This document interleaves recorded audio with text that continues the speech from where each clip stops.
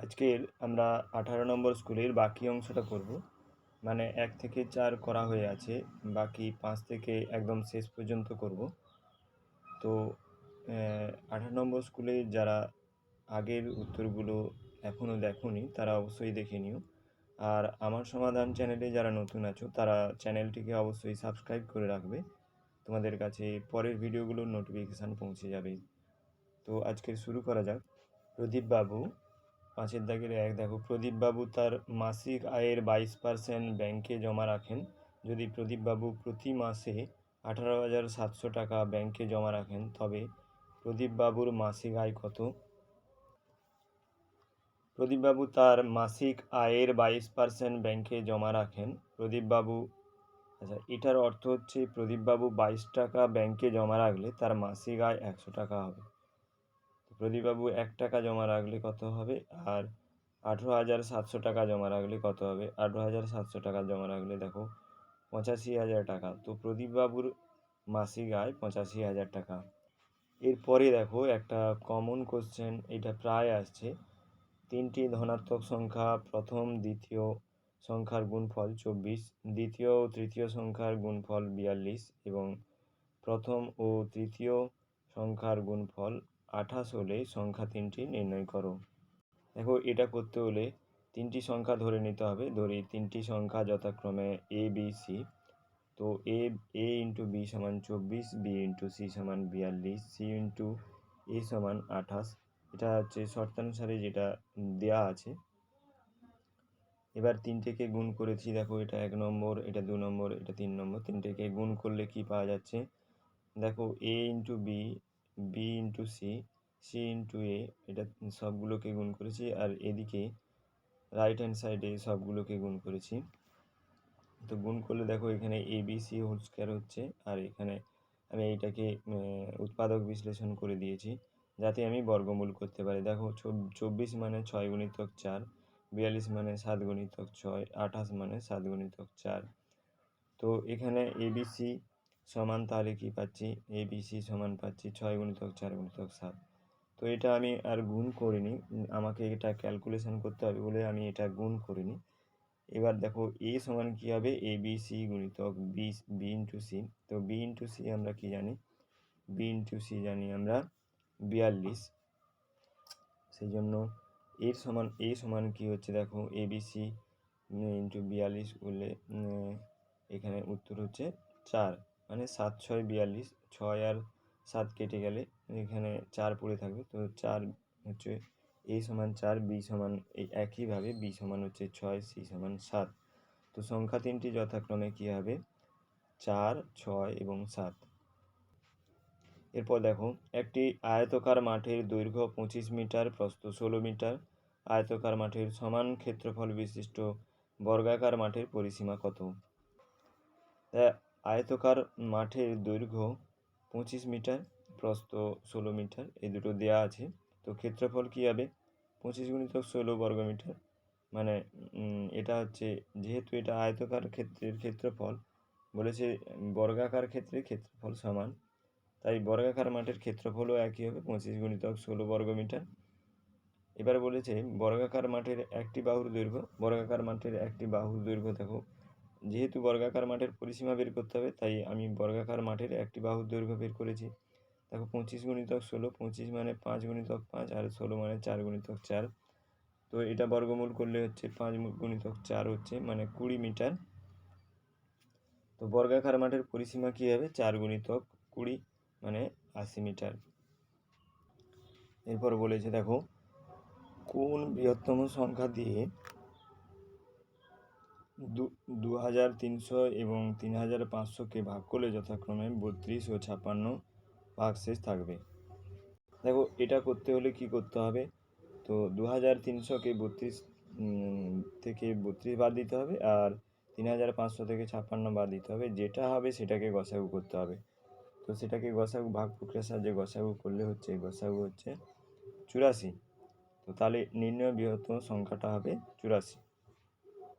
এরপরে আছে, একটি বিদ্যালয়ে 132 জন পরীক্ষার্থী ছিল এবং পাস ও ফেল করার ছাত্রের অনুপাত 9:2। যদি 4 জন ছাত্র পাস করত তাহলে পাস ও ফেল করা ছাত্রের অনুপাত, যদি আরও চারজন, যতজন পাস করেছে যদি আরও চারজন পাস করতো তাহলে পাস ও ফেল করা ছাত্রের অনুপাত কত হতো? মোট পরীক্ষার্থী 132 জন, পাস ও ফেলের অনুপাত আছে 9:2। তো পাস করেছে কি হবে? পাস করেছে 132 গুণিতক 9 দেখো যেহেতু পাসের অনুপাতটা 9 আছে, আর 9 বাই কী হবে 9 যুক্ত 2 হবে, ঠিক আছে? এই করে বের করতে হয়। হ্যাঁ, পাস করেছে তাহলে 108 জন। ফেল করেছে কতজন? ফেল করেছে 132 থেকে 108 বাদ দিলে, মোট সংখ্যা থেকে বাদ দিলে কী হবে? ফেল করেছে কতজন? 24 জন। যদি আরও, এখানটায় একটা ভালো জিনিস বোঝার আছে, যদি আরও 4 জন পাস করতো তাহলে পাসের সংখ্যা 4 জন বাড়তো ঠিকই, যেমন 108 ছিল, এখানে 4 বেড়েছে 112 হচ্ছে, কিন্তু ফেলের সংখ্যাও 4 জন কমবে, সেটা দেখতে হবে। এটাও করতে হবে, ফেলের সংখ্যাও 4 জন কমবে, যেহেতু 4 জন বেশি পাস করেছে তাহলে ফেল সংখ্যা 4 জন কমে যাবে। তো ফেল সংখ্যা হবে তখন কি 24 - 4 সমান 20। তখন পাস ও ফেলের অনুপাত কী হবে? 112:20 সমান 88:5। এরপরে 6-এর দাগে 1 দেখো, স্কেল ও পেন্সিলের সাহায্যে 6.5 সেন্টিমিটার দৈর্ঘ্যের XY সরলরেখাংশ অঙ্কন করো। XY সরলরেখাকে সমদ্বিখণ্ডিত করো। এবার XYকে ব্যাস করে কম্পাসের সাহায্যে একটি বৃত্ত অঙ্কন করো। দেখো XY 6.5 এটা স্কেলের সাহায্যে তোমরা টানবে, তারপরে কি করবে? এইটাকে XYকে সমদ্বিখণ্ডিত করবে কি করে? এখানে কম্পাসের কাঁটা বসিয়ে এখানে কাটবে, আর এখানে কাটবে, আর এখানে কম্পাসের কাঁটা বসিয়ে এখানে কাটবে, এখানে কাটবে। এই যে পয়েন্টটা পেলাম আর এই যে পয়েন্টটা পেলাম, এই দুটোকে যোগ করলে XY এর সমদ্বিখণ্ডক পাবো, মানে এইখানে বিন্দুটা পাবো যেটা XYকে সমদ্বিখণ্ডিত করেছে। তো এরপরে এইখানে কাঁটা বসিয়ে, তো এখান থেকে X পর্যন্ত মাপ নিয়ে পুরোটা ঘোরালে তখন এটা বৃত্ত তৈরি হবে এবং XY তার ব্যাস হবে। এরপরে বলেছে চাঁদা ছাড়া 45 ডিগ্রি কোণ অঙ্কন করো। তো আমরা 45 ডিগ্রি কোণ কী করে অঙ্কন করবো? আগে আমাকে 90 ডিগ্রি কোণ অঙ্কন করতে হবে, তাকে হাফ করলে আমরা 45 ডিগ্রি কোণ আঁকতে পারবো। দেখো 90 ডিগ্রি কোণ কী করে এঁকেছি? বিসি একটি সরলরেখা নিয়েছি, বিসি সরলরেখা এখানে কাঁটা বসিয়ে এই চাপটা কেটেছি, তারপরে এখানে বসিয়ে, ঠিক আছে, এখানে বসিয়ে এই চাপটা কেটেছি, তারপর এখানে বসিয়ে, ঠিক আছে, না এইখানে বসিয়ে দেখো এই চাপটা কেটেছি, তারপরে এই চাপটা কেটেছি, ঠিক আছে। এরপরে দেখো এখানে বসিয়ে এইটা কেটেছি আর এখানে বসিয়ে এটা কেটেছি, তাহলে এটা 90 ডিগ্রি পেলাম। তো 90 ডিগ্রিকে হাফ করলে এটা 45 ডিগ্রি হয়ে যাবে, তোমরা সবাই জানো, এবং হাফ করতেও অনেকবার দেখিয়েছি, এটা তোমরা করতে পারবে। এরপরে দেখো 8 সেন্টিমিটার দৈর্ঘ্যের একটি সরলরেখাংশ এবি অঙ্কন করো। এবি সরলরেখাংশের বাইরে পি একটি বিন্দু নাও। স্কেল ও পেন্সিল কম্পাসের সাহায্যে পি বিন্দু থেকে এবি সরলরেখাংশের ওপর পি এর লম্ব অঙ্কন করো। দেখো এবি সরলরেখাংশ 8 সেন্টিমিটারের একটা নিয়েছি, তারপর পি বিন্দু, এই পি বিন্দু থেকে লম্ব আঁকার জন্য কি করেছি? এখানে কাঁটা বসিয়ে এবি সরলরেখার ওপর কেটেছি এটা আর এটা কেটেছি। তো এইখানে কাঁটা বসিয়ে এখানে কেটেছি, এখানে কাঁটা বসিয়ে এখানে কেটেছি, এই যে বিন্দুটা পেলাম, এই বিন্দুটা আর পি বিন্দু যোগ করলে এবি সরলরেখা এই পি বিন্দু থেকে এবি সরলরেখার ওপর পি এর লম্ব হয়ে যাবে, ঠিক আছে। এরপরে আছে 6-4, চাঁদার সাহায্যে 140 ডিগ্রি কোণ অঙ্কন করো এবং পেন্সিল ও কম্পাসের সাহায্যে একে সমান 4 ভাগে ভাগ করো। দেখো একটা বিসি সরলরেখা টেনেছি, সেখান থেকে চাঁদার সাহায্যে 140 ডিগ্রি ABC কোণ করেছি। এবার এই কোণগুলো, এই 140 ডিগ্রি কোণকে হাফ করতে হবে। তো 140 ডিগ্রি কোণকে হাফ করতে তোমরা সবাই পারবে। এখানে কাঁটা বসিয়ে এটা কেটেছি, এখানে কাঁটা বসিয়ে এটা কেটেছি, তো এই যে পয়েন্টটা পেলাম, বি থেকে এই পয়েন্টটা যোগ করে দিলে এটা হাফ হয়ে গেল, তাহলে 140 ডিগ্রি হাফ হয়ে গেল। এবার একইভাবে এই কোণটাকে মানে ইবিসি কোণটাকে একইভাবে হাফ করব, আবার ABE কোণকে একইভাবে হাফ করব। তাহলে 140 ডিগ্রি 4 ভাগে বিভক্ত হয়ে যাবে এবং প্রত্যেকটা কোণ সমান হবে এবং প্রত্যেকটা কোণ সমান কী লিখব? ABC/4। এবার দেখো 30 জন ছাত্রের গণিতে প্রাপ্ত নম্বর একটা দেওয়া আছে, 30 জনের নাম্বার দেওয়া আছে। তথ্যগুলি ট্যালি মার্কের সাহায্যে লিখে পরিসংখ্যান বিভাজন তালিকা প্রস্তুত করো। দেখো 30 জন ছাত্রের গণিতে প্রাপ্ত নম্বর পরিসংখ্যান বিভাজন তালিকা 22 জন, 22 এখানে লিখতে হবে গণিতে প্রাপ্ত নম্বর, মাঝখানে ট্যালি মার্ক, এটা লিখতে হবে পরিসংখ্যা।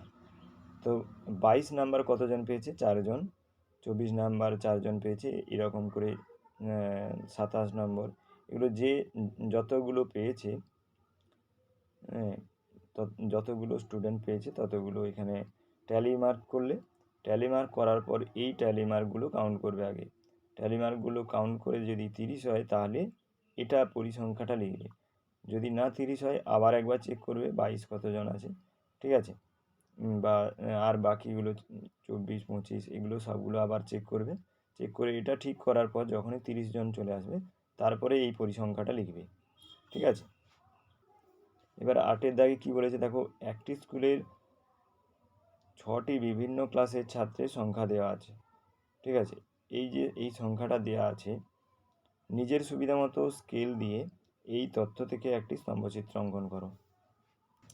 দেখো এইটা হচ্ছে কোন ক্লাস, সেটা কোন শ্রেণী সেটা দেওয়া আছে, আর এটা কি আছে?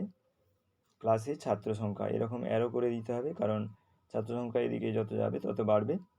তো প্রত্যেকটা ঘর দেখো আমি 10 করে নিয়েছি, 20 করে নিয়েছি। এটা মাঝখানে একটা ছোটো দাগ 20, এটা 40, এটা 60, এটা 80, এরকম করে 20 করে নিয়েছি। তো এটা কোন ক্লাস? পঞ্চম ক্লাসে 135 জন। দেখো 135 জন কোথায় হবে? 140 আর এটা 130, এর মাঝখানে হবে 135। একইভাবে সবগুলো করবে, ঠিক আছে? আজকের 18 নম্বর স্কুল শেষ করলাম, এরপরে 19 নম্বর স্কুল করব। তো আমার সমাধান চ্যানেলে যারা নতুন আছো তারা অবশ্যই চ্যানেলটিকে সাবস্ক্রাইব করে রাখবে, তোমাদের কাছে নোটিফিকেশান পৌঁছে যাবে। এর পরের ভিডিও যখন দেব তোমাদের কাছে নোটিফিকেশান পৌঁছে যাবে। আর এই সমাধানগুলো তোমাদের যদি কাজে লেগে থাকে তাহলে অবশ্যই একটি লাইক করবে এবং বন্ধুদের সঙ্গে শেয়ার করবে। Thank you.